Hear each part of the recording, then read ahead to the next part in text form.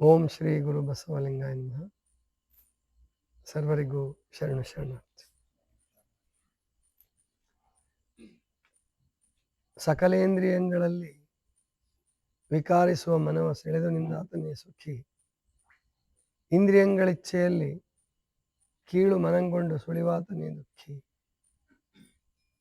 ಮನವು ಬಹಿರ್ಮುಖವಾದಡೆ ಮಾಯಾ ಪ್ರಪಂಚಿ, ಮನವು ಅಂತರ್ಮುಖವಾದಡೆ ಅವಿರಳ ಜ್ಞಾನಿ. ಮನವು ಮಹದಲ್ಲಿ ನಿಂದಿರಲಾತ ಮುಕ್ತನು, ಮನೋರ್ಲಯವಾದಡೆ ಸೌರಾಷ್ಟ್ರ ಸೋಮೇಶ್ವರ ಲಿಂಗದಲ್ಲಿ ಅಭೇದ್ಯನು. ಇದು ಆದಯ್ಯ ಅನ್ನುವಂತಹ ಒಬ್ಬ ಶರಣರ ವಚನ. ವಚನಾಂಕಿತಗಳನ್ನು ಇಟ್ಕೊಳ್ಳುವಾಗ ಅವರು ಕೆಲವು ವಿಶೇಷತೆಗಳನ್ನು ಮಾಡ್ತಾರೆ. ಅವರು ಸೌರಾಷ್ಟ್ರದಿಂದ ಬಂದವರು ಇರಬಹುದು. ಅಂದರೆ ಹರಿಹರ ರಾಘವ ಅಂಕ ಸೋಮನಾಥ ಚರಿತ್ರೆ ಅಂತಲೇ ಬರೆದಿದ್ದಾನೆ. ಅದರಲ್ಲಿ ಆದಯ್ಯನನ್ನ ವ್ಯಾಪಾರಕ್ಕಾಗಿ ಬಂದು ಇಲ್ಲಿ ವ್ಯಾಪಾರ ಮಾಡ್ತಾ ಮಾಡ್ತಾ ಶರಣರ ಆಂದೋಲನದಲ್ಲಿ ಭಾಗವಹಿಸಿದರು. ಆದ್ದರಿಂದ ಅವರು ಮತ್ತೆ ಪ್ರಭಾವಿತರಾಗಿ ಇಲ್ಲೇ ಸೋಮನಾಥನನ್ನು ಸ್ಥಾಪನೆ ಮಾಡಿದರು ಅಂತೆಲ್ಲ ಬರೀತಾನೆ. ಆದರೆ ಇಲ್ಲಿ ನಮಗೆ ಕವಿಗಳಿಗೂ ಮತ್ತು ವಚನಗಳಿಗೂ ಸಂಘರ್ಷ ಶುರುವಾಗೋದಿಲ್ಲೇನೆ. ಆದಯ್ಯನ ವಚನಗಳನ್ನು ಸುಮಾರೊಂದು 400ಕ್ಕಿಂತ ಹೆಚ್ಚು ವಚನಗಳು ಸಿಕ್ಕಿದೆ. ಅವರ ವಚನಗಳ ರೀತಿ, ಅವರ ವಚನಗಳ ಆಳ, ಅವರ ವಚನಗಳ ಆಧ್ಯಾತ್ಮಿಕತೆಯನ್ನು ನೋಡಿದರೆ ರಾಘವ ಅಂಕನ ಕಥೆ ಕಟ್ಟುಕಥೆ ಏನೋ ಅಂತ ಅನ್ನಿಸ್ತದೆ.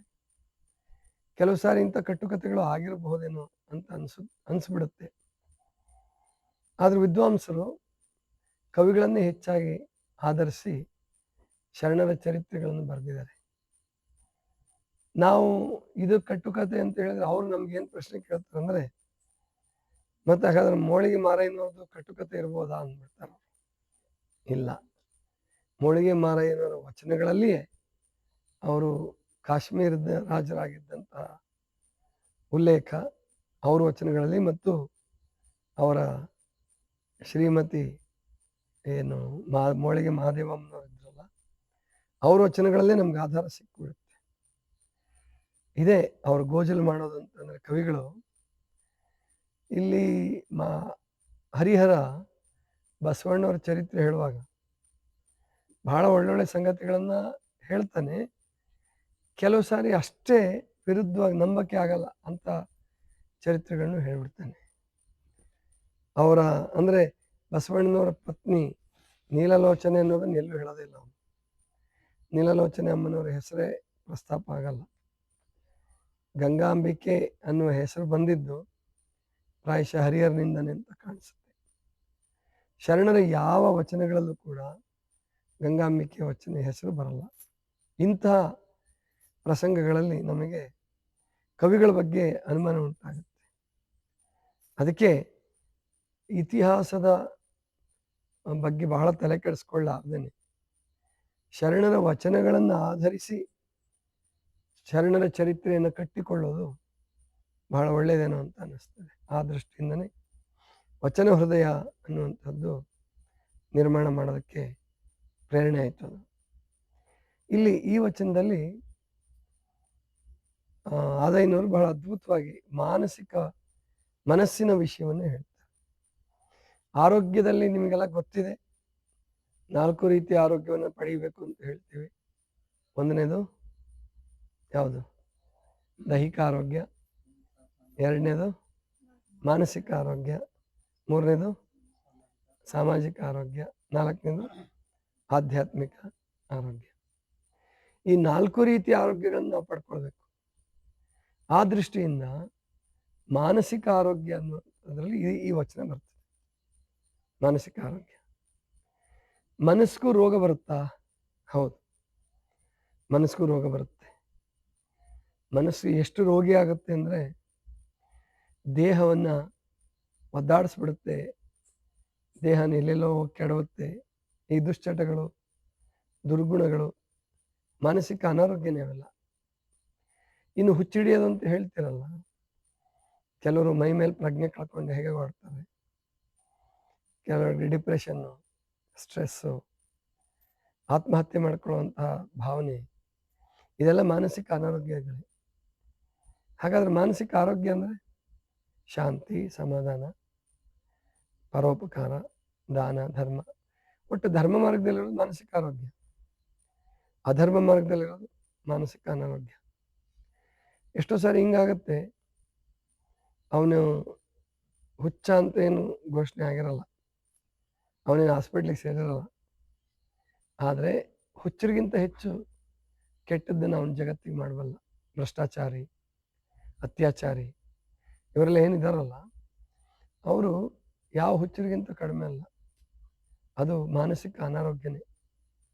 ಅತಿಯಾಗಿ ಹಣವನ್ನು ಬಯಸಿ ಹಣದ ದಾಹವನ್ನು ಬೆಳೆಸ್ಕೊಂಡು ಇನ್ನೊಬ್ಬರಿಗೆ ಅನ್ಯಾಯ ಮಾಡ್ತೀವಲ್ಲ, ಮಾಡಿದ್ರೆ ಅದು ಕೂಡ ಮಾನಸಿಕ ಅನಾರೋಗ್ಯನೇ. ಹಣದ ಲೋಭದಿಂದ ಬೇರೆ ಬೇರೆ ವಾಮ ಮಾರ್ಗಗಳನ್ನು ಹಿಡಿದು ಗಳಿಸ್ತಕ್ಕಂಥದ್ದು ಇದೆಯಲ್ಲ, ಅದು ಕೂಡ ಮಾನಸಿಕ ಅನಾರೋಗ್ಯನೇ. ಆದ್ದರಿಂದ ಮಾನಸಿಕ ಆರೋಗ್ಯ ಪ್ರಾಪ್ತಿಯಾಗಬೇಕಾದ್ರೆ ನಾವು ಕೆಲವು ಮಾರ್ಗವನ್ನು ಅನುಸರಿಸಬೇಕು. ಮತ್ತು ದೇಹಕ್ಕೂ ಮನಸ್ಸಿಗೂ ತುಂಬ ಸಂಬಂಧ ಇದೆ. ಅದಕ್ಕೆ ಇವತ್ತು ಆರೋಗ್ಯ ಕ್ಷೇತ್ರದಲ್ಲಿ ಮನೋದೈಹಿಕ ಕಾಯಿಲೆಗಳು, ಸೈಕೋಸೊಮ್ಯಾಟಿಕ್ ಡಿಸೀಸಸ್ ಅಂತ ಕರೀತಾರೆ. ಅಂದರೆ ಮನಸ್ಸು ಇಲ್ಲದೆ ಯಾವ ಕಾಯಿಲೆನೂ ಬರಲ್ಲ ಅಂತ. ಮನಸ್ಸು ಗಟ್ಟಿ ಇದ್ದರೆ ಕೊರೋನಾ ಕೂಡ ನಾವು ತಪ್ಪಿಸ್ಕೊಂಡಿದ್ದೀವಿ. ನಾವು ಮನಸ್ಸನ್ನು ಗಟ್ಟಿಯಾಗಿ ಇಟ್ಕೊಂಡು ಆವಾಗ ಎಂತೆಂಥ ಪ್ರಸಂಗಗಳು ಬಂದರೂ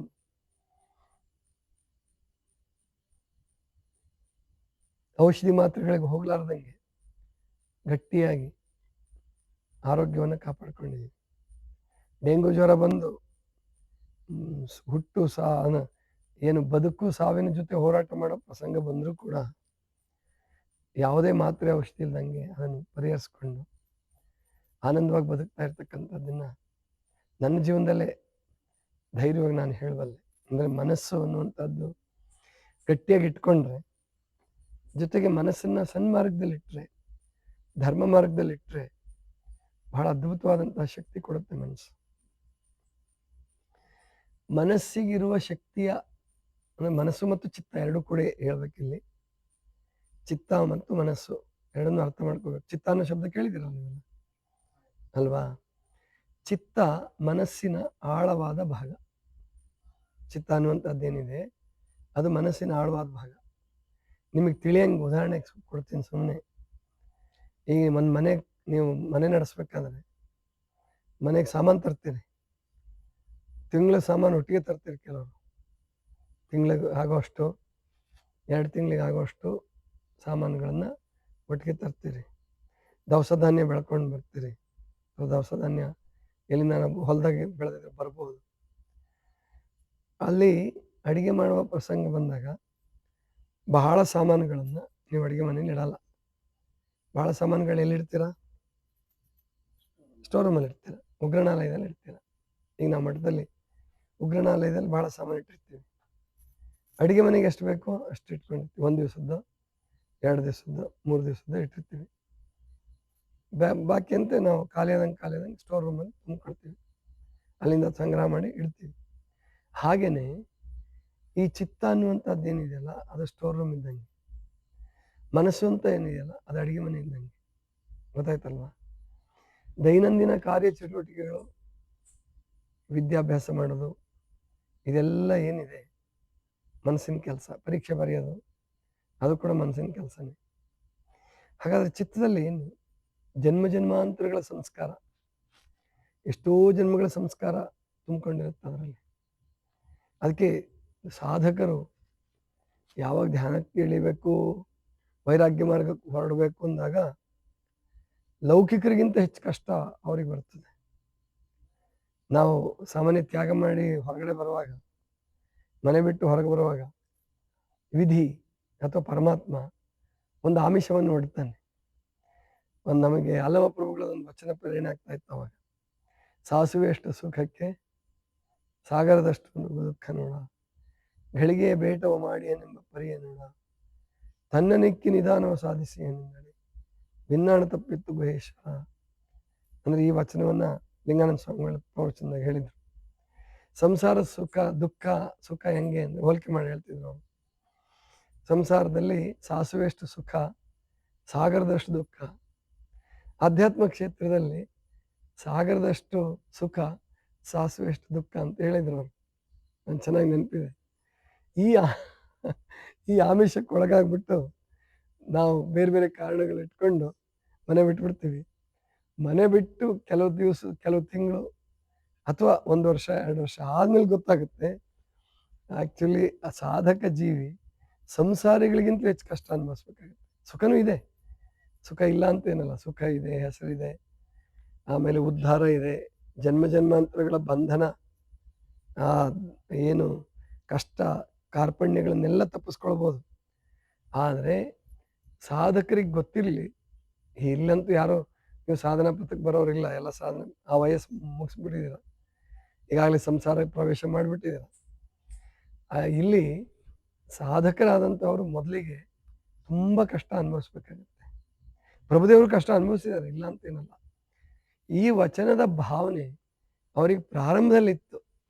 ಯವನಾವಸ್ಥೆ ಪ್ರವೇಶ ಮಾಡಿದಾಗ ಏನು ಸಂಸಾರ ಮಾರ್ಗನ, ವೈರಾಗ್ಯ ಮಾರ್ಗನ, ಸನ್ಯಾಸ ಮಾರ್ಗನ ಅಂದ್ಕೊಂಡಾಗ ಅಲ್ಲವ ಪ್ರಭುದೇವರಿಗೆ ಈ ಭಾವನೆ ಉಂಟಾಗಿದೆ. ಈ ಸಂಸಾರ ಬೇಡಪ್ಪ, ಇಲ್ಲಿ ಸಾಸುವೆಷ್ಟು ಸುಖಕ್ಕೆ ಸಾಗರದಷ್ಟು ದುಃಖ ಅನುಭವಿಸ್ಬೇಕು, ಬೇಡ ಅಂತ ಬಿಟ್ಟು ಹೊರಟ್ಬಿಟ್ರು. ಆದರೆ ಬಹಳ ಜನ ಕವಿಗಳು ಮತ್ತು ಶರಣರು ಕೂಡ ಪ್ರಭುದೇವರನ್ನ ಚಿತ್ರಿಸೋದು ಸಿದ್ಧಪುರುಷರು ಆದ್ಮೇಲೆ. ಮತ್ತೆ ಅನಿಮಿಷಯ್ಯನವ್ರ ಲಿಂಗ ಸಿಕ್ಕಿದ್ದು ಕೂಡ, ಅನಿಮಿಷಯವರಿಂದ ಪ್ರಭುದೇವರಿಗೆ ಇಷ್ಟಲಿಂಗ ಸಿಕ್ಕಿದ್ದು ಕೂಡ ಅವರು ಸಿದ್ಧಪುರುಷರು ಆದ್ಮೇಲೆ ಸಿಕ್ಕಿರೋದು ಅವರಿಗೆ. ಅಂದರೆ ಹಿಮಾಲಯದ ಭಾಗದಲ್ಲಿ ಸಾಧನೆಯನ್ನು ಮುಗಿಸಿ ಪ್ರಾಯಶಃ ಅಷ್ಟೊತ್ತಿಗೆ ಅಣಿಮಾದಿ ಅಷ್ಟಸಿದ್ಧಿಗಳು ಅಂತ ಏನಿದ್ವು ಅವನ್ನೆಲ್ಲ ಪಡ್ಕೊಂಡು ಬಯಲು ಕಾಯ ಸಿದ್ಧರಾದ್ಮೇಲೆ ಅವರಿಗೆ ಇಷ್ಟ ಸಮಾಧಾನ ಇಲ್ಲ. ಯಾಕೆ ಸಮಾಧಾನ ಕೊಡಲಿಲ್ಲ ಪ್ರಭುದೇವ್ರಿಗೆ ದೇವರು ಪರಮಾತ್ಮ ಪ್ರಭುದೇವ್ರಿಗೆ ಯಾಕೆ ಸಮಾಧಾನ ಕೊಡಲಿಲ್ಲ? ಇಲ್ಲಿ ಲಿಂಗಾಯತ ಧರ್ಮ ಸ್ಥಾಪನೆ ಆಗಿತ್ತು, ಅದರ ಅಧ್ಯಕ್ಷರಾಗಬೇಕಾಗಿತ್ತು, ಅವರು ಶೂನ್ಯಪೀಠದ ಅಧ್ಯಕ್ಷರಾಗಬೇಕಾಗಿತ್ತು. ಶರಣರಿಗೆ ಪ್ರಾಣಲಿಂಗ ಮತ್ತು ಭಾವಲಿಂಗದ ಸ್ಥಿತಿಯನ್ನು ಕರುಣಿಸಬೇಕಾಗಿತ್ತು ಅವರು. ಅದನ್ನು ಬಸವಣ್ಣವರೇ ಹೇಳ್ತಾರೆ. ಅದನ್ನು ನಾನು ಇಷ್ಟಲಿಂಗ ಸಂಶೋಧನೆ ಮಾಡಿದ್ದೀನಿ, ಆದರೆ ಪ್ರಾಣಲಿಂಗ ಭಾವಲಿಂಗಗಳನ್ನು ತೋರಿಸ್ಕೊಟ್ಟವ್ರನ್ನ ಪ್ರಭುದೇವರು ಅಂತ ಹೇಳಿ ಅವರು ಬೇರೆ ಬೇರೆ ವಚನಗಳಲ್ಲಿ ಅಪ್ರತ್ಯಕ್ಷವಾಗಿ ಹೇಳ್ತಾರೆ. ಪ್ರಭುದೇವರು ಬರಬೇಕಾಗಿತ್ತು ಇಲ್ಲಿಗೆ. ಅದಕ್ಕೆ ಒಂದು ನಿಮಿತ್ತ ಬೇಕಾಗಿತ್ತು. ಅನಿಮಿಷಯ್ಯನವ್ರ ಲಿಂಗ ತಗೋಬೇಕಾಗಿತ್ತು. ಅನಿಮಿಷಯ್ಯನವ್ರ ಲಿಂಗ ತಗೊಂಡಿದ್ದಾರೆ ಅವರು. ಲಿಂಗ ದೀಕ್ಷೆ ಆಗಿದೆ. ಅದಕ್ಕೆ ಪ್ರಭುದೇವರ ವಚನಗಳೆಲ್ಲ ಉಲ್ಲೇಖ ಇದೆ, ಅದರಲ್ಲೇನು ಸಂಶಯ ಇಲ್ಲ.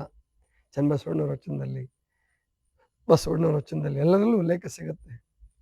ಆದರೆ ಈ ಕವಿಗಳು ಏನು ಮಾಡಿಬಿಟ್ರು ಅಂದರೆ, ಅದರಲ್ಲಿ ಮುಖ್ಯವಾಗಿ ಇಬ್ಬರು, ಚಾಮರಸ ಮತ್ತು ಹರಿಹರ. ಇದು ನಿಮಗೆಲ್ಲ ಗೊತ್ತಿರುತ್ತೆ. ಚಾಮರಸನ ಹೆಸರು ನಿಮಗೆ ಗೊತ್ತಿರುತ್ತೆ, ಎಲ್ಲರೂ ಸಾಮಾನ್ಯ ಟೀಚರ್ಸ್ ಇದ್ದೀರಾ. ನಿಮಗೆ ಇತಿಹಾಸ ಕಲಿಸುವಾಗ ಅಲ್ಲಿ ಪ್ರಭುಲಿಂಗಲೀಲೆ ಬರೆದವ್ರು ಯಾರು, ಪ್ರಭುಲಿಂಗಲೀಲೆ ರಚನೆ ಆಗಿದ್ದು ಅದೆಲ್ಲ ಬರ್ತದೆ. ಆವಾಗ ಚಾಮರಸ ನಮಗೆ SSLC ಎಕ್ಸಾಮ್ಗೂ ಆ ಪ್ರಶ್ನೆ ಇತ್ತು, ಪ್ರಭುಲಿಂಗಲೀಲೆ ರಚಿಸಿದವ್ರು ಯಾರು ಅಂತ ಕೇಳಿದ್ರು. ವಿಚಿತ್ರ ಅಂದರೆ ನನಗೆ ಆ ಹೆಸರೇ ಮರ್ತೋಗ್ಬಿಟ್ಟಿತ್ತು. ಪಕ್ಕದವನು ಬರೆಸ್ತಿದ್ದ, ಅದನ್ನ ಕೇಳಿಸ್ಕೊಂಡು ನಾನು ಬರೆಸಿದ್ದೆ. ಯಾಕಂದ್ರೆ ನಮಗೆ ಸ್ಕ್ರೈಬರ್ ಹೆಸರು ರೈಟ್ರು ಕೊಟ್ಟಿರ್ತಾರೆ. ಅಂದರೆ ಬೇರೆದ್ರಲ್ಲೆಲ್ಲ ಬಹಳಷ್ಟು ಓದ್ಕೊಂಡು ಮಾಡಿ ಫಸ್ಟ್ ಕ್ಲಾಸ್ ಬರಂಗೆ ಓದಿದ್ರು ಪ್ರಭುಲಿಂಗಲೇ ಬರೆದವ್ರು ಯಾರು ಅಂತ ಹೆಸರೇ ಮರ್ತೋಗ್ಬಿಟ್ಟಿತ್ತು. ಮುಂದೆ ಪ್ರಭುಲಿಂಗಲೇ ಪ್ರವಚನ ಹೇಳೋನಿದ್ದೀನಿ ನನ್ನ ಭವಿಷ್ಯದಲ್ಲಿ, ಆದರೆ ಆ ಹೆಸರೇ ಮರ್ತೋಗಿತ್ತು ಎಕ್ಸಾಮಲ್ಲಿ. ಹೀಗೆ ಅಂದರೆ ಈ ಚಾಮರಸಂದು ಒಂದು ಮಾರ್ಗ ಅಲ್ಲಂ ಪ್ರಭುದೇವರನ್ನ ಚಿತ್ರಿಸುವಲ್ಲಿ ಪ್ರಭುಲಿಂಗಲಿದೆ. ಇನ್ನೊಂದು ಪ್ರಭುದೇವರ ರಗಳೆ, ಅದು ಹರಿಹರಂದು. ಹರಿಹರ ಬಹಳ ಅಂದರೆ ಪ್ರಭುದೇವರನ್ನ ಮಾನವ ಮಟ್ಟಕ್ಕೆ ಇಳಿಸಕ್ಕೆ ಹೋಗ್ಬಿಟ್ಟಿದ್ದಾನೆ. ಅಲ್ಲಿ ಪ್ರಭುದೇವರ ಚರಿತ್ರೆಗೆ ಅನ್ಯಾಯ ಮಾಡಿಬಿಟ್ಟಿದ್ದಾನೆ. ಖಂಡಿತ ಅನ್ಯಾಯ ಆಗಿದೆ ಅಂತ ನಾನು ಹೇಳೋದು. ಇನ್ನು ಚಾಮರಸ ಪ್ರಭುದೇವರನ್ನ ದೈವಿ ಮಟ್ಟಕ್ಕೆ ಏರಿಸೋಕೆ ಹೋಗ್ಬಿಟ್ಟು ಅವರ ಸಾಧನದ ಜೀವನ ಮುಚ್ಚಿಟ್ಬಿಟ್ಟು ಸಾಧಕರಿಗೆ ಅನ್ಯಾಯ ಮಾಡಿದ್ದಾನೆ. ಇದು ನಮಗೆ ತೊಂದರೆ ಆಗೋದು. ಹರಿಹರ ಪ್ರಭುದೇವರು ಚರಿತ್ರೆಗೆ ಅನ್ಯಾಯ ಮಾಡಿದ್ರೆ, ಚಾರಿತ್ರ್ಯಕ್ಕೆ ಅನ್ಯಾಯ ಮಾಡಿದ್ರೆ, ಇವು ಚಾಮರಸ ಸಾಧಕರಿಗೆ ಅನ್ಯಾಯ ಮಾಡ್ಬಿಡ್ತಾನೆ. ಯಾಕಂದ್ರೆ ಯಥಾವತ್ತು ಈಗ ನಮಗೆ ಯೋಗಿ ಆತ್ಮಕತೆ ಅಂತ ಸಿಗುತ್ತೆ. ಆಮೇಲೆ ಸ್ವಾಮಿ ರಾಮ ಅವ್ರದ್ದು ಅವರಿಗೆ ಹೋಗಿ ಗಲಾಟೆ ಮಾಡ್ಬೇಡ ಅಂತ ಹೇಳೋಕೆ ಅವಕ್ಕೆ ನಂಗೆ ತಿಳಿಯಂಗಿಲ್ಲ. ಅಲ್ಲಿ ಗಲಾಟೆ ಪ್ರಾರ್ಥನೆಗೆ ಬಂದು ಕುತ್ಕೊಳ್ಳೋಕೆ ಭಾಷೆ ಅರ್ಥ ಆಗದಿದ್ರೆ ಎಲ್ರು ಬರ್ಬೇಕು ಅಂತ ಹೇಳು ಇನ್ಮೇಲೆ.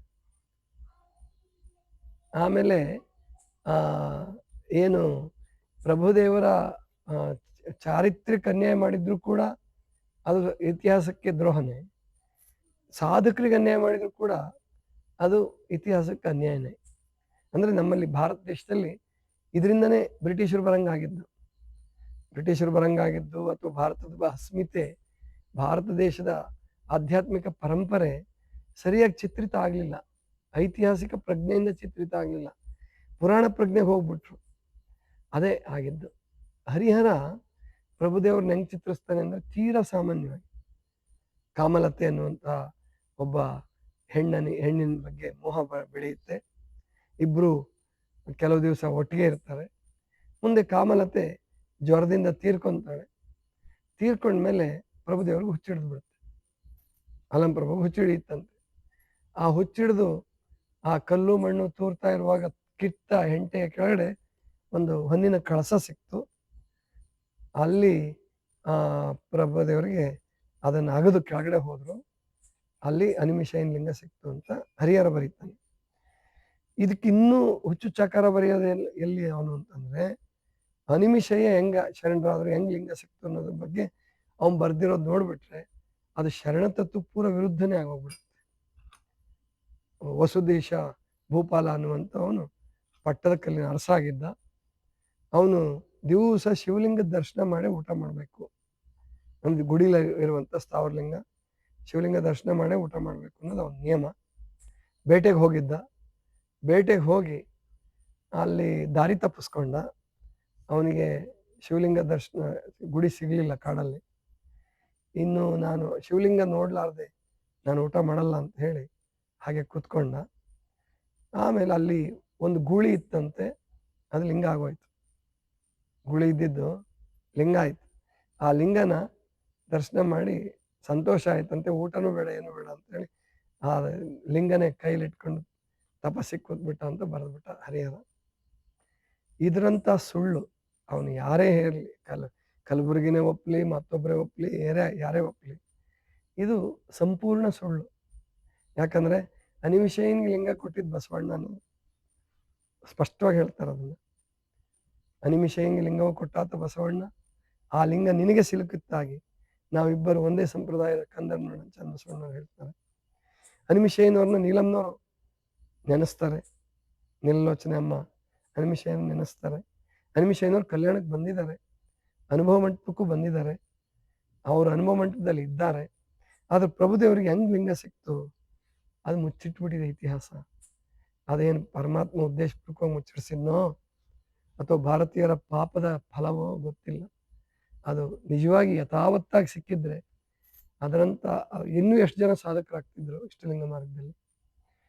ಇಷ್ಟಲಿಂಗ ಮಾರ್ಗ ಅದು ಸಾಧನೆಯ ಮಾರ್ಗ, ಪುರಾಣದ ಮಾರ್ಗ ಅಲ್ಲ. ಅವನು ಏನ್ ಬರೀತಾನೆ ಹರಿಹರ ಅಂದ್ರೆ, ಅವ್ರ ಕೈಯಿಂದ ಲಿಂಗ ಬಂದು ಲಿಂಗನೇ ಬಂದ್ಬಿಡ್ತಂತೆ. ಪ್ರಭುದೇವ್ರು ಒಡ್ಡಿದ ಕೂಡಲೇ ಅದು ಲಿಂಗ ಬಂದು ಕೂತ್ಕೊಂತು ಸರಿ. ಆಮೇಲೆ ಅವ್ರು ಹುಚ್ಚು ಬಿಟ್ಟೋಯ್ತು, ಸಿದ್ಧ ಪುರುಷರಾದ್ರು. ನೋಡ್ರಿ, ಇದರಂತ ಸುಳ್ಳು ಯಾವುದೂ ಇಲ್ಲ.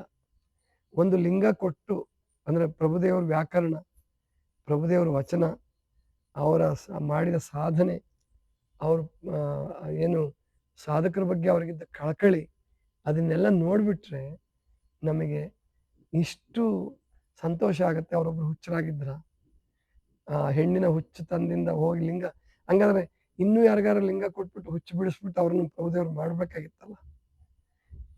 ಯಾರೂ ಆಗಿಲ್ಲ ಅಲ್ಲಿ ತನಕ. ಇಲ್ಲಿವರೆಗೂ ಆ ಥರ ಹೆಣ್ಣಿನ ಹುಚ್ಚಿದ್ದವರು, ಹಣದ ಹುಚ್ಚು, ಹಂಗಾಗಿದ್ರೆ ಈಗಿನ ವಿದ್ವಾಂಸರುಗಳು ಬಹಳ ಜನ ಪ್ರಭುದೇವ್ರು ಆಗ್ಬೇಕಾಗಿತ್ತು ಲಿಂಗ ತಗೊಂಡು. ಆಗಲ್ಲ, ಅದು ಬಹಳ ಸುಳ್ಳು. ಹರಿಹರಂದು ಬಹಳ ಸುಳ್ಳು. ಇನ್ನು ಚಾಮರಸಂದು ಸುಳ್ಳು ಹೇಗಾಗತ್ತೆ ಅಂದ್ರೆ, ಅವನು ಬಳ್ಳಿಗಾವಿ ಬಿಡಿಸಿದ ಕೂಡಲೇ ಸೀದಾ ಗೊಗ್ಗಾಯಿನ ತೋಟಕ್ಕೆ ಕರ್ಕೊಂಬಂದ್ಬಿಡ್ತಾನೆ. ಮಾಯಾ ಕೋಲಾಹಲರಾಗಿ ಗೊಗ್ಗಾಯಿನ ತೋಟಕ್ಕೆ ಬಂದರು. ಇಬ್ರು ಸೇರಿ ಅಗದ್ರು, ಅಲ್ಲಿ ಅನಿಮಿಷನವ್ರು ಸಿಕ್ಕರು, ಲಿಂಗ ಸಿಕ್ತು ಅಂತ ಇವ್ ಬರೆದು ಬಿಡ್ತಾನೆ. ಇದು ಅಲ್ಲ, ಅವ್ರು ಬಹಳ ದೊಡ್ಡ ಸಾಧನೆ ಮಾಡಿದ್ದಾರೆ, ಎಷ್ಟೋ ವರ್ಷಗಳ ಸಾಧನೆ ಮಾಡಿದ್ದಾರೆ. ಅವ್ರ ವಚನಗಳಲ್ಲಿ ಅದಕ್ಕೆಲ್ಲ ಉಲ್ಲೇಖ ಸಿಗುತ್ತೆ. ವಚನ ಹೃದಯದಲ್ಲಿ ಇದನ್ನು ಬರೆದಿದ್ದೀನಿ, ಓದಿ. ಅದನ್ನು ಓದಿದರೆ ನೀವು ಖಂಡಿತವಾಗಿಯೂ ಆನಂದ ಪಡ್ತೀರಿ. ಅದಕ್ಕೋಸ್ಕರ ನಾವಿಲ್ಲಿ ತಿಳ್ಕೋಬೇಕು ಅಂದರೆ ಇದು ಸಾಧನಾ ಧರ್ಮ. ಯಾವ್ದು ನಾನು ಮೊದಲು ವಚನ ಹೇಳಿದ್ದೆ, ಯಾವುದು, ಯಾವ ವಚನಕ್ಕೋಸ್ಕರ ಇಷ್ಟೆಲ್ಲ ಬಂದಿದ್ದು? ಫಸ್ಟ್ ಯಾವ ವಚನ ಹೇಳೋದು? ಏನಿಲ್ಲಮ್ಮ, ಎಲ್ಲರೂ ಮರ್ತು ಬಿಟ್ರ? ನನಗೆ ಮರ್ತೋಗ ಹಂಗೆ ಯಾವ್ಯಾವುದೋ ವಿಷಯ ತಗೊಂಡು ಮೊದಲನೇ ವಚನ ನಾನು ಅಂದರೆ ಯಾವ ಉದ್ದೇಶಕ್ಕೋಸ್ಕರ ಹೇಳಿದೆ ಅನ್ನೋದನ್ನ ಮರ್ತ್ಬಿಟ್ಟೆ. ಮನಸ್ಸು ಚಿತ್ತ. ಆದೈನವ್ರ ವಚನ, ಸಕಲೇಂದ್ರಿಯಗಳಲ್ಲಿ ವಿಕಾರಿಸುವ ಮನವ ಸೆಳೆದು ನಿಂದಾತನೇ ಸುಖಿ ಅಂತ ಹೇಳಕ್ ಹೋಗಿ ಅಂದ್ರೆ ಚಿತ್ತ ಮತ್ತು ಮನಸ್ಸಿನ ಶಕ್ತಿ ಹೇಳ್ತಿದ್ದೆ ನಿಮಗೆ. ಅದಕ್ಕಿಷ್ಟೆಲ್ಲ ಬರ್ಬೇಕಾಗ್ತದೆ. ಸಾಧಕರು ಸಾಧನಾ ಪಥಕ್ಕೆ ಹೊರಟಾಗ ಏನಾಗುತ್ತೆ ಅದು ಅಂದ್ರೆ ಈ ಚಿತ್ತದಲ್ಲಿರೋದೆಲ್ಲ ಸಾಮಾನು ಹೊರಗೆ ಬರಕ್ಕೆ ಶುರುವಾಗ್ಬಿಡುತ್ತೆ. ಸಾಧಕ ಎಲ್ಲ ತ್ಯಾಗ ಮಾಡ್ತಾನಲ್ಲ, ವೈರಾಗ್ಯ ಮಾರ್ಗಕ್ಕೆ ಬಂದ ಕೂಡಲೇ ಇಷ್ಟು ಅವನಿಗೆ ಎಷ್ಟೋ ಜನ ಹುಚ್ಚರಾಗ್ಬಿಟ್ಟಿದ್ದಾರೆ. ಕೆಲವರು ಸಾಧಕರು ಆತ್ಮಹತ್ಯೆ ಕೂಡ ಮಾಡ್ಕೊಂಡಿದ್ದಾರೆ. ತಡೆಯಕ್ಕಾಗ್ಲಾರ್ದೆ, ಈ ಚಿತ್ತದ ಕಾಟವನ್ನು ತಡೆಯಕ್ಕಾಗ್ಲಾರ್ದೆ, ಆ ಅರಿಷಡ್ವರ್ಗಗಳ ಕಾಟವನ್ನು ತಡೆಯಕ್ಕಾಗ್ಲಾರ್ದೆ ಆತ್ಮಹತ್ಯೆ ಮಾಡ್ಕೊಂಡಿರೋದು ಉಂಟು. ನಾನು ಕೂಡ ಆ ರೀತಿ ಆಲೋಚನೆ ಮಾಡಿದ್ದು ಉಂಟು ಮೊದಲಿಗೆ, ಗೊತ್ತಾಯ್ತಲ್ವಾ? ಅಂದ್ರೆ ಆ ಚಿತ್ತದ ಭಾವನೆಗಳು ಮುಚ್ಚಿಟ್ಟು ನಿಮ್ಮಲ್ಲಿ ಸಂಸಾರಿಗಳಲ್ಲಿ ಏನಾಗುತ್ತೆ, ಅದು ಚಿತ್ತದಲ್ಲೇ ಕೂತಿರ್ತಾವ, ಹೊರಗೆ ಬರಕ್ಕೆ ಅವಕಾಶ ಇರಲ್ಲ. ಅದ್ರ ಪ್ರಕಾರ ಸಾಯುವಾಗ ಅದು ಹೊರಗೆ ಬಂದು ಮುಂದಿನ ಜನ್ಮ ಆ ಥರ ಬರುತ್ತೆ ಅಂತ ಹೇಳ್ತಾರೆ. ಆದರೆ ಮನಸ್ಸು ನಿಮಗೆ ಮನಸ್ಸು ಮಾತ್ರ ಕೆಲಸ ಮಾಡ್ತಿರುತ್ತೆ. ಸಾಧಕರು ಧ್ಯಾನ ಜೀವಿಗಳಾಗಬೇಕು, ವೈರಾಗ್ಯ ಮಾರ್ಗದಲ್ಲಿ ನಡಿಬೇಕು ಅಂತ ನೀವು ಯಾವಾಗ ಎಲ್ಲವನ್ನೂ ಬಿಟ್ಟು ಕಾಮಕ್ರೋಧಾದಿಗಳನ್ನು ತಡೆ ಹಿಡಿದು ಹೊರಡ್ತೀವಲ್ಲ, ಆವಾಗ ಕಷ್ಟ ಆಗೋದು. ಅದಕ್ಕೆ ಅದನ್ನು ಸಾಧಕ 12 ವರ್ಷ 15 ವರ್ಷ ಸಾಧನೆ ಮಾಡಬೇಕು. ಇಲ್ಲಿ ನಾವು ತಪ್ಪು ತಿಳ್ಕೊಂಡಿದ್ದು ಎಲ್ಲಿ ಅಂದರೆ, ಬಸವಣ್ಣವ್ರ ಮಾರ್ಗದಲ್ಲಿ ಗುರುಮುಟ್ಟಿ ಗುರುವಾಗ್ತಾನೆ ಅಂತ ಶರಣರೆಲ್ಲ ವಚನ ಬರ್ತದೆ. ಅವರು 12ನೇ ಶತಮಾನದವ್ರಿಗೆ ಸಾಧ್ಯ ಇತ್ತು. ಈಗಿನ ಗುರುಗಳಾಗಿ ಸಾಧ್ಯ ಇತ್ತಾ? ಹೌದು, ಸಾಧ್ಯನೂ ಇದೆ. ಆ ಗುರು ಯಾವ ಮಟ್ಟ ಮುಟ್ಟಿರ್ತಾರೋ ಅಷ್ಟು ಮಾತ್ರ ಶಿಷ್ಯನಿಗೆ ಬರುತ್ತೆ. ಅದು ಎಲ್ಲ ಶಿಷ್ಯರಿಗೂ ಅಲ್ಲ. ಹಣ್ಣಾದಂಥ ಗುರು, ಆ ಯೋಗ್ಯ ಶಿಷ್ಯ ಇದ್ರೆ ಅದಕ್ಕೆ ಗುರುವಿನಿಂದ ಸಕ್ಕರೆ ಕಾಯಿಲೆ ಬಂದವರಿಗೆ ನಾನು ತಮಾಷೆ ಮಾಡ್ತಿದ್ದೆ. ಶಿಷ್ಯನಿಗೂ ಸಕ್ಕರೆ ಕಾಯಿಲೆ ಬಂತು, ಗುರುಗೂ ಗುರು ಮುಟ್ಟಿ ಗುರುವಾದ ನೋಡಪ್ಪ ಅಂತ ಹೇಳ್ಬಿಟ್ಟು, ಗೊತ್ತಾಯ್ತಲ್ವ? ಆ ಥರ ಆಗಬಾರ್ದು. ಸಾಧನೆ ಮಾಡಲೇಬೇಕು ನಾವು, ಇಲ್ಲ ಅಂದರೆ ನಮಗೆ ನಾವೇ ಮೋಸ ಮಾಡ್ಕೊಂಡ್ಬಿಡ್ತೀವಿ. ಶರಣರ ವಚನಗಳು ಕನ್ನಡದಲ್ಲಿದ್ದಾವೆ. ಕನ್ನಡದಲ್ಲಿರೋದ್ರಿಂದ ನಾವು ಅರ್ಥ ಮಾಡ್ಕೊಂಡ್ಬಿಟ್ಟಿದ್ದೀವಿ, ನಾವು ಏನೋ ಆಗೋಗ್ಬಿಟ್ಟಿದ್ದೀವಿ ಅಂತ ಯಾರೂ ಭ್ರಮೆಗೆ ಬೀಳೋದು ಬೇಡ. ನಾವು ಬೇರೆಯವ್ರು ಸಾಧನೆ ಮಾಡ್ದಂಗೆ ಮಾಡಲೇಬೇಕು, ಹಿಮಾಲಯಕ್ಕೆ ಹೋಗಲೇಬೇಕು, ತಪಸ್ಸು ಮಾಡಲೇಬೇಕು. ಹಿಮಾಲಯಕ್ಕೆ ಹೋಗದಿದ್ರೂ ಪರವಾಗಿಲ್ಲ, ನೀವು ಎಲ್ಲಿದ್ದೀರೋ ಅಲ್ಲೇ ತಪಸ್ಸು ಮಾಡಬೇಕು. ಹಿಮಾಲಯಕ್ಕೆ ಹೋದರೂ ತಪಸ್ಸು ಆಗುತ್ತೆ ಅಂತ ಏನಿಲ್ಲ. ಇವಾಗ ಅಲ್ಲೂ ಗದ್ದಲ ಶುರುವಾಗಿದೆ, ಅಲ್ಲೂ ಜಾತ್ರೆ ಶುರುವಾಗಿದೆ. ಇವು ಸಿಕ್ಕಾಪಟ್ಟೆ 1000 ಜನ ಹೋಗ್ತಾರೆ. ಅಲ್ಲಿಗಿಂತ ಇಲ್ಲೇ ಸಮಾಧಾನ ಇದೆ ನಿಜವಾಗಿ. ನಾನು ಎಲ್ಲ ಕಡೆ ಹೋಗಿ ಬಂದಲ್ಲ. ನಮ್ಮ ಚೆನ್ನಯ್ಯನಗಿರಿ ಸಾಧನೆ ಮಾಡ್ಲಿಕ್ಕೆ ತುಂಬ ಪ್ರಶಸ್ತವಾಗಿದೆ ಮತ್ತು ಒಳ್ಳೆ ವಾತಾವರಣ, ಸಮತೋಲಿತ ವಾತಾವರಣ ಇದು. ಚಳಿನೂ ಜಾಸ್ತಿ ಇಲ್ಲ, ಮಳೆನೂ ಜಾಸ್ತಿ ಇಲ್ಲ, ಬೇಸಿಗೆನೂ ಜಾಸ್ತಿ ಇಲ್ಲ. ಅಲ್ಲಿ ಕೆಲವು ಕಡೆ ಬೇಸಿಗೆ ತುಂಬ ಜಾಸ್ತಿ ಇರುತ್ತೆ. ಹಿಮಾಲಯದ ಭಾಗದಲ್ಲೂ ಕೂಡ ತುಂಬ ಬೇಸಿಗೆ ಇರುತ್ತೆ. ಈ ಉತ್ತರ ಕಾಶಿ ಆ ಕಡೆ ಎಲ್ಲ ಬೇಸಿಗೆ ಕಾಲ ಕಳೆಯೋದು ಕಷ್ಟ, ಗೊತ್ತಾಯ್ತಲ್ವ? ಹೀಗೆ ಸಾಧನೆ ಮಾಡ್ದೇನೆ ಸಾಧಕರಾಗಿದ್ದೀವಿ ಅಂದ್ಕೊಳ್ಳೋದು ಬೇಡ. ಕನ್ನಡದಲ್ಲಿದೆ ವಚನಗಳು ಅಂದಾಕ್ಷಣಕ್ಕೆ ನಾವು ಅರ್ಥ ಮಾಡ್ಕೊಂಡಿದ್ದೀವಿ ಅಷ್ಟೇ. ಆದರೆ ಆ ವಚನ ಪಚನ ಮಾಡ್ಕೊಂಡಿದ್ದೀವ, ಆ ವಚನ ಮಾರ್ಗ ಮಟ್ಟವನ್ನು ಮುಟ್ಟಿದೀವ ಅಂತ ಯೋಚನೆ ಮಾಡಬೇಕಾಗಿದೆ. ಅಂಥ ಕಾಲ ಈಗ ಒದಗಿ ಬಂದಿದೆ. ಯಾಕಂದರೆ ನೋಡ್ತಾ ಇದ್ದೀವಿ, ವಚನ ಸಾಹಿತ್ಯ ಓದಿದ್ರೂ ಕೂಡ ಏನೂ ಜೀವನದಲ್ಲಿ ಪಡಿಲಾರದೆ ಕಾಯಿಲೆ ಮಾಡಿಕೊಂಡು ಒದ್ದಾಡ್ತಿರೋ 1000 ಜನ ನೋಡ್ತಾ ಇದ್ದೀವಿ. ಅದಕ್ಕೆ ನಾನು ಒಂದು ಕ್ಷೇತ್ರ ಹಿಡ್ಕೊಂಡೆ, ಆರೋಗ್ಯ ಕ್ಷೇತ್ರ ಯಾಕೆ ಹಿಡ್ಕೊಂಡೆ ಅಂದರೆ, ಕೊನೆ ಪಕ್ಷ ಬಸವಣ್ಣವ್ರು ಹೇಳ್ದಂಗೆ, ಈಗ ರವಿಕುಮಾರ್ ಅವ್ರು ಹೇಳಿದ್ರಲ್ಲ, ಒಡಲುಗೊಂಡು ಹುಟ್ಟಿದ ಘಟ್ಟಕ್ಕೆ ಅಷ್ಟೋತ್ತರ ಶತವ್ಯಾಧಿ. ಅಲ್ಲಿ ಕಾಯಿಲೆ ಇಲ್ದಂಗೆ, ಔಷಧಿ ಮಾತ್ರ ಇಲ್ದಂಗಾರ ಬದುಕೋಣ, ಬೇಕಾದ್ರೆ ಸತ್ರೂ ಪರವಾಗಿಲ್ಲ, ಔಷಧಿ ಮಾತ್ರ ತಗೊಳ್ಳೋದು ಬೇಡ, ಅಲೋಪತಿ ಪದ್ಧತಿ ಬೇಡ. ಆಯುರ್ವೇದನೂ ಮೋಸದ ಇದೆ. ಈಗ ಇಂಜೆಕ್ಷನ್ನು ಮಾತ್ರ ಎಲ್ಲ ಕೊಡ್ತಾರೆ ಆಯುರ್ವೇದ ಅಂತ ಹೇಳ್ಬಿಟ್ಟು. ಅದು ತಗೊಳ್ಳೋದು ಬೇಡ. ಪಂಚಭೂತಗಳು ಪ್ಲಸ್ ಆತ್ಮ, ಇದರಿಂದನೇ ನಮ್ಮ ಆರೋಗ್ಯವನ್ನು ಚೆನ್ನಾಗಿ ಮಾಡ್ಕೋಬೋದು. ಅದಕ್ಕೆ ನನಗೆ ಗೊತ್ತಾಗಿದೆ. ಡಾಕ್ಟ್ರ್ ಸಹಾಯ ತಗೊಳ್ಳೋಣ ಯಾವಾಗ? ಎಮರ್ಜೆನ್ಸಿಗೆ ಮಾತ್ರ. ಎಮರ್ಜೆನ್ಸಿ ಆವಾಗ ಡಾಕ್ಟ್ರ್ ಸಹಾಯ ತಗೊಳ್ಳೋಣ. ನಾನು ನನ್ನ ಹಲ್ಲಿನ ಚಿಕಿತ್ಸೆಗೆ ಡಾಕ್ಟ್ರ್ ಸಹಾಯ ತಗೊಳ್ತೀನಿ, ಆದರೆ ಮಾತ್ರೆ ತಗೊಳ್ಳಲ್ಲ ನಾನು. ಹೊಟ್ಟೆಗೆ ಮಾತ್ರೆ ತಗೊಳ್ಳಲ್ಲ. ಅದು ಕಷ್ಟ ಆದರೂ ಪರವಾಗಿಲ್ಲ, ನಾನು ನೋವು ತಡ್ಕೊಂಡಾದ್ರೂ ಹಲ್ಲಿನ ಚಿಕಿತ್ಸೆ ಮಾಡಿಸ್ಕೊಳ್ತೀನಿ. ಆದರೆ ಹೊಟ್ಟೆಗೆ ಮಾತ್ರೆ ತಗೊಂಡ್ವಿ ಅಂದರೆ ಕಿಡ್ನಿಗೆ ಮತ್ತು ಲಿವರ್ಗೆ ಪೆಟ್ಟು ಕೊಟ್ಟೇ ಕೊಡುತ್ತೆ. ಆದ್ದರಿಂದ ನಾವು ಅರ್ಥ ಮಾಡ್ಕೋಬೇಕು. ಈ ಶರಣ ಮಾರ್ಗವನ್ನು ಅರ್ಥ ಮಾಡಿಕೊಂಡು ಮನಸ್ಸು ಚಿತ್ತದ ಶಕ್ತಿ ನಾಳೆ ಹೇಳ್ತೀನಿ. ಈ ವಚನದ ಆದಾಯನ ರಚನೆ ತಗೊಳ್ಳೋಣ. ಇವತ್ತು ಸಮಯ ಆಗ್ಬಿಡ್ತು, ನಾಳೆ ನೋಡೋಣ. ಇದಿಷ್ಟು ಇವತ್ತಿನ ಚಿಂತನ. ಸರ್ವರಿಗೂ ಶರಣ ಶರಣ.